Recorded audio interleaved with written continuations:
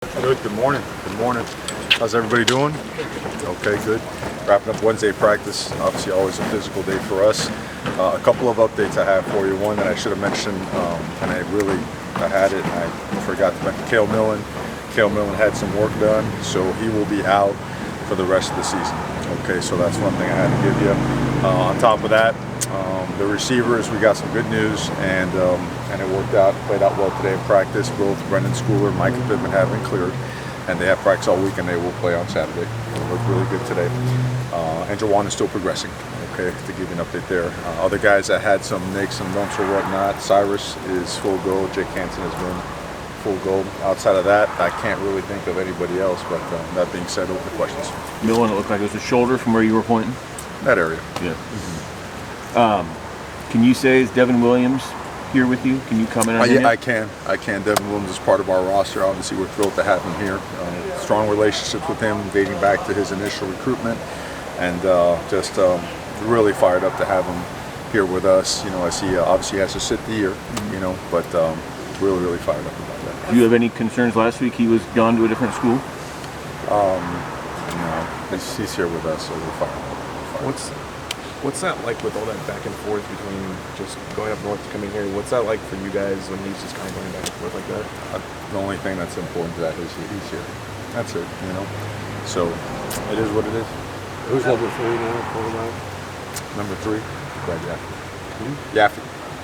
Well, you were close to getting Devon out of high school, but what does he bring to the table, you think, down the line for you guys? Well, I think we all know he's one of the more talented players in the country coming out, and that hasn't changed. And long, athletic, explosive, fast, great hands, great balance and body control, can make the contested catch, can stretch the field, can run the intermediate stuff. Really good blocker on the perimeter. I mean, he has all the tools. He's an exceptional young man, and he knows a lot of our guys. He's actually, I think him and McKell are actually cousins, so I'm sure those two guys had some pretty good battles over the years growing up, right?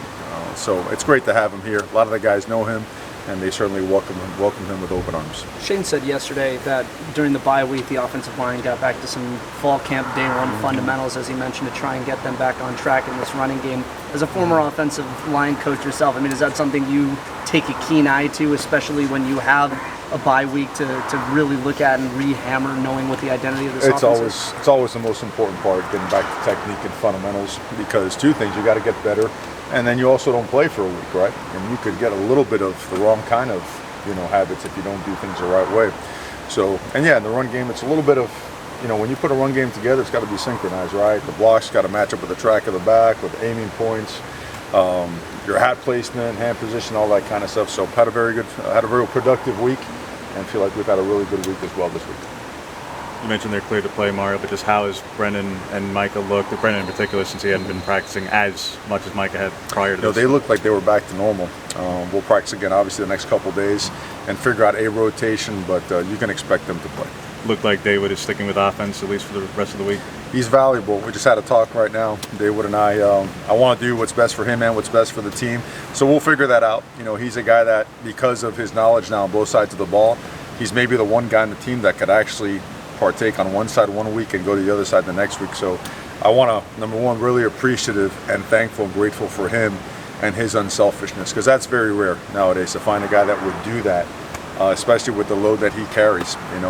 So again, really appreciate him, and we'll figure that out. We'll get that to you. You guys have had to operate with 4, 5, maybe 6 receivers until now. Just adding 2 more bodies, does that keep guys fresher, allow you to be more aggressive because guys can come off the field and catch them? Yeah, the thing is, we lost him during camp as well, so you're trying to practice, and you have to practice the timing of the passing game, and all of a sudden guys are wearing out, and you have to almost orchestrate the way you practice, pull guys on certain plays. You have to bring guys over from the tight end position, have them rep at certain spots, so you don't overload guys and then cause more injuries. That's always the biggest concern when you lose guys, is how much more of that load falls on the guys that are healthy. So I think we managed it well. We put everybody on a rep count as it relates to their bodies and what they can handle.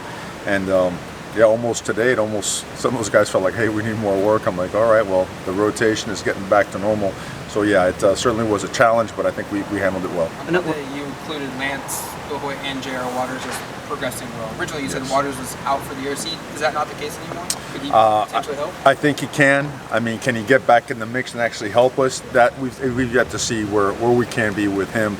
But the fact that he will be practicing, I feel confident that more towards the end of the year, probably the last quarter of the season, that we'll see him practicing with us. And I think Lance is ahead of him. So, and again, we were excited about those guys during camp. They made some big plays. They're certainly talented guys. And hopefully they see the level of competition at that position now. They got to buckle up and get ready to bring it. Earlier in the season, Marcus said that he kind of limited some of the receivers in a way. I hadn't had that trust yet. That was really weeks 1 and 2, weeks 3 and 4. Things started to open up a little bit. Having guys like Schooler and Pittman back, Schooler being a known commodity, Pittman, we obviously know about him. How much does that open things up for Marcus and for this offense, maybe as far as trusting those receivers go? Well, it helps you do some things. Obviously, those guys have played a lot of football, even though Mike has only been here for a little while. But Brendan's played a lot of football. Those other guys have as well.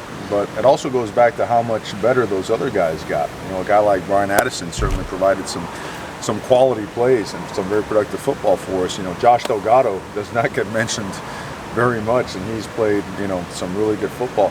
And I can't speak enough about the way Johnny has played and Jalen Redd. You want to talk about two guys that just pour everything they have into it on every play. Those guys have been fantastic. So again, the fact that we're getting healthier is great.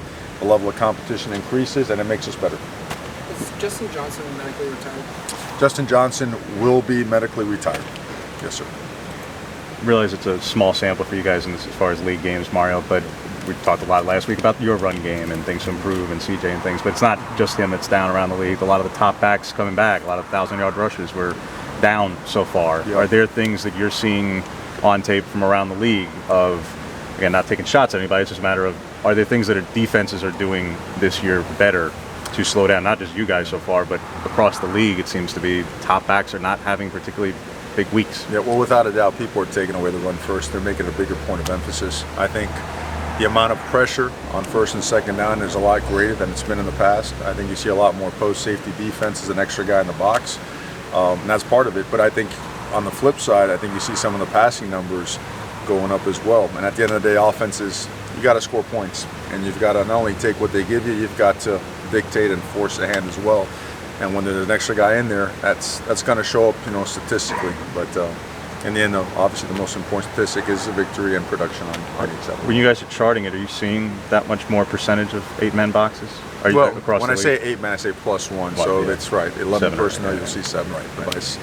So I think so. Yeah.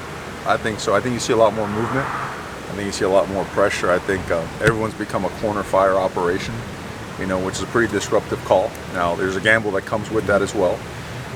You see a lot of storm pressure too. You see, you know, Sam and strong safety coming off the edge and people trapping the corner and taking away your perimeter game and your bubbles or whatnot. So very aggressive, making sure that you've got to force that ball into some really tight windows. So, and the variety of coverages you see in our conference is pretty vast now. This is not a just sit and post safety and it's always going to be 3 or it's always going to be cover 1. They mix it up really well. And tremendous amount of respect for the coordinators in the conference.